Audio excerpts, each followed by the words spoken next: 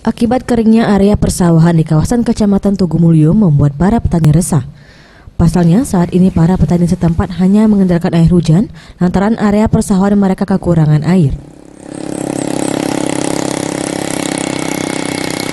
Permasalahan keringnya area persawahan milik petani ini diakibatkan tak kebagian air dari saluran irigasi lantaran saat ini mulai marak bermunculan usaha perikanan kolam air deras yang menggunakan aliran air irigasi.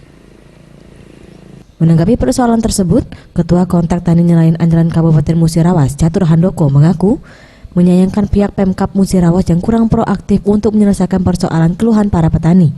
Untuk itu, ia menyarankan kepada pengusaha kolam air deras agar lebih memanfaatkan kolam air darat ketimbang menggunakan aliran irigasi sehingga meminimalisir kekurangan air para petani padi.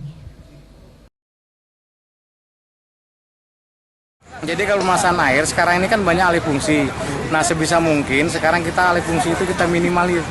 Jadi contohnya kayak kolam-kolam kita yang memakai kolam air deras kita udah alihkan kolam darat yang tidak perlu ganti air dengan teknologi biofok dengan yang lain-lain. Artinya alih fungsi itu kita kembalikan lagi. Yang kedua pembangunan bendungan-bendungan baru seperti bendungan Selangit. Terus perehapan bendungan-bendungan yang lama yang difungsikan kembali, itu langkah-langkahnya.